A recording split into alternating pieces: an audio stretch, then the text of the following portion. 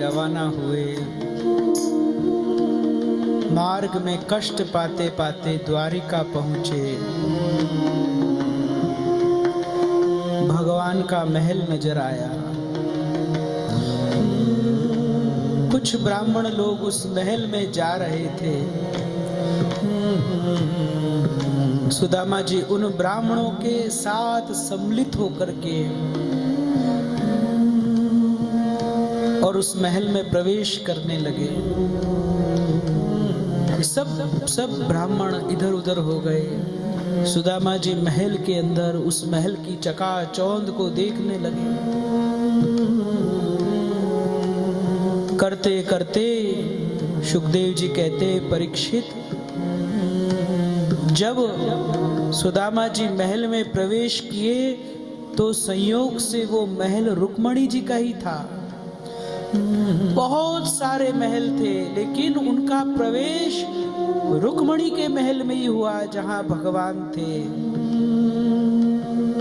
ये भगवान की ही कृपा थी। सुदामा नहीं चल रहे थे, भगवान ही एक एक पग चला रहे थे।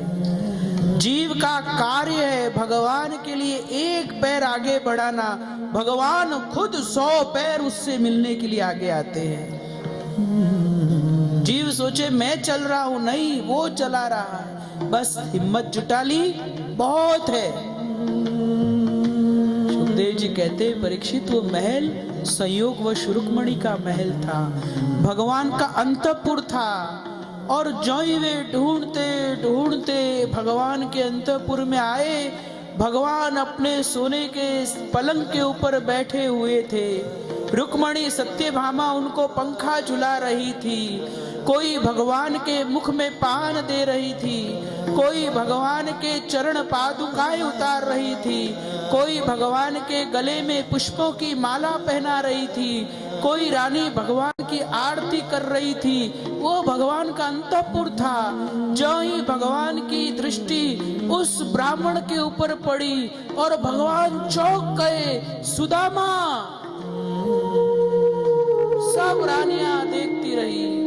सुखदेव जी कहते हैं, परीक्षित, वे झटपट अपने उस पलंग से कूद पड़े, दौड़ते गए। मुकुट कहीं गिरा, पीतांबर कहीं गिरा, और जाकर के सुदामा कुछ समझे उससे पहले भगवान ने सुदामा को अपनी बाहों में भर लिया और भगवान जोर जोर से रोने लगे। भगवान के रुदन से, भगवान के अश्रुओं से सुदामा के कपड़े गीले हो गए। सुदामा कुछ समझ ही नहीं पाए।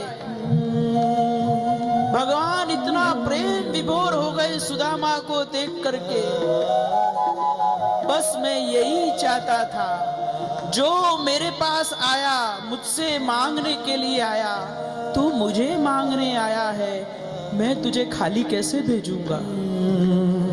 भगवान ने गले लगा लिया। भगवान रोए गए। सब रानियां सोचने लगी कि अरे कौन आया है। सुखदेव जी ने कहा, परीक्षित, वे रानियां सोचती कि अरे हमने यहाँ इंद्र को आते देखा है, बड़े बड़े देवों को आते हुए देखा है, ये भिखमंगा कौन आया है। वे क्या समझती कि कृष्ण क्या चाहते हैं और ये क्या लेकर के आया है। ये भिखमंगा नहीं है, ये तो सृष्टि का सम्राट है जो कृष्ण को प्रेम देने के लिए आया है। और भगवान ने उसको भुजाओं से पकड़ करके और लेकर के आकर अपने पलंग पर बैठाया और कहा, तुमको दिखाई नहीं देखता, इनके चरणों का प्रक्षालन करो। अरे कोई है जो मुझे देने के लिए आया है। और भगवान ने सुदामा के चरणों का प्रक्षालन शुरू किया। कठोरता कहीं रह गया, जल कहीं रह गया, अश्रुओं की धार फूट रही थी। उन्हीं अश्रुओं से सुदामा के चरणों को धोए जा रहे हैं। और इतना ही नहीं, सुखदेव कहते, परीक्षित, जिनके जिनके चरणों के जल का प्रक्षालन ब्रह्मा करते हैं, जिनके चरणों के जल को शंकर अपने शीश पर धारण करते हैं, जिनके चरणों का जल पूरे जगत को पवित्र कर रहा है, वे परमात्मा आज सुदामा के चरणों का प्रक्षालन करके उसका पान कर रहे हैं।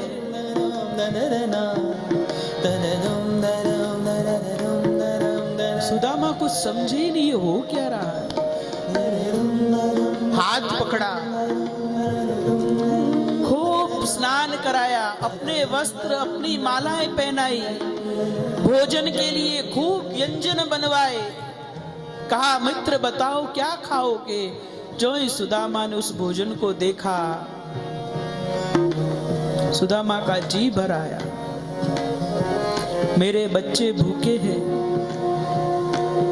और मैं यहाँ पर ये भोजन करने के लिए बैठा हूं। भगवान ने कहा ये ढीठा है, ये कुछ मांगेगा नहीं और मैं इसे बिना मांगे कुछ दूंगा नहीं। कोई बात नहीं। भगवान ने कहा अच्छा मित्र, लगता है हमारी भाभी ने तुम्हें कुछ विशेष व्यंजन बना करके दिया है, इसलिए तुम्हें उस व्यंजन को खाने की इच्छा है। नहीं नहीं, मुझे कुछ नहीं दिया। सुदामा ने देखा इसका इतना वैभव, मैं क्या अपने चिवड़े इसको दूंगा। लेकिन भगवान ने कहा वही तो भूख लगती है।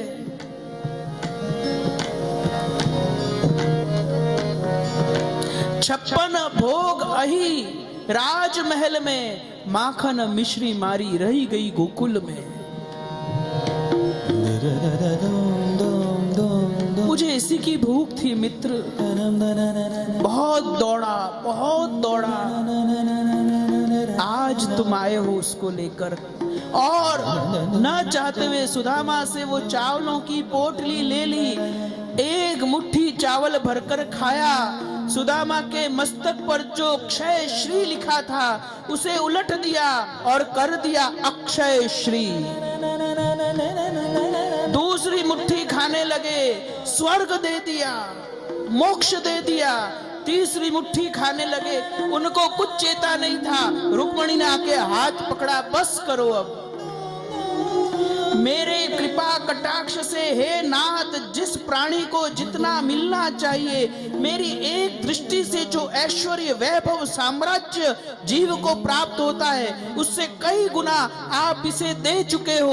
अब मुझे उठा करके इसे दासी मत बनाना, क्योंकि मैं आपके चरण छोड़ करके नहीं जाना चाहती और आप भी मुझे छोड़ करके मत जाना। मैं बहुत मुश्किल से बलि के बंधन से आपको छुड़ा करके लाई थी।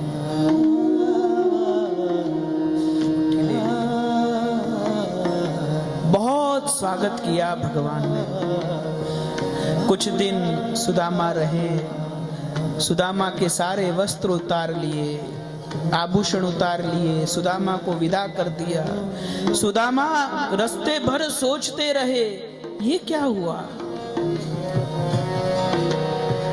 भगवान ने बहुत कृपा करी, मुझे दीन जाना, मुझे भक्त जाना, अपना परम भक्त जाना, इसलिए मुझे कुछ नहीं दिया। उनको लगता था कि कहीं सुदामा को कुछ दूंगा तो ये कहीं उसमें फंस करके मुझे भूल ना जाए। ये कृष्ण की कितना प्रेम कृपा थी। आहा कृष्ण, तुमने मुझे धन्य कर दिया, बहुत अच्छा किया, तुमने मुझे कुछ नहीं दिया।